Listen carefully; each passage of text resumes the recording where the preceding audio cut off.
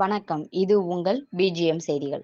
பூந்தமல்லி அருகே தமிழ்நாடு அமைப்புசாரா தொழிலாளர் சங்கத்தின் மாநில தலைவியின் பிறந்த நாளில் பெயர் பலகை திறக்கப்பட்டு சங்க கொடியேற்றும் நிகழ்ச்சி நடைபெற்றது.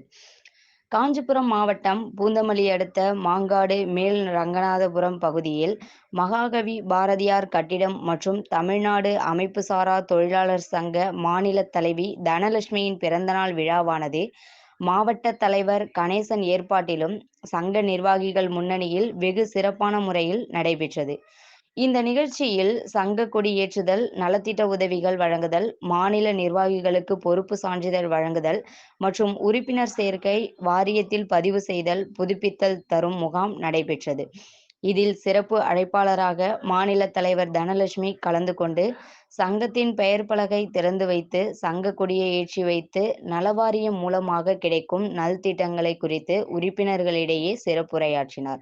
பின்னர் மாநில தலைவர் தனலட்சுமியின் பிறந்தநாளையொட்டி சங்க உறுப்பினர்கள் கேக் வெட்டி உற்சாகமாக கொண்டாடப்பட்டது. மேலும் அதனைத் தொடர்ந்து சங்க நிர்வாகிகளுக்கு புடவை, வேஷ்டி, லுங்கி மற்றும் நலத்திட்ட உதவிகள் வழங்கப்பட்டும் உறுப்பினர்களுக்கு சால்வை அணிவித்தும் கௌரவிக்கப்பட்டன.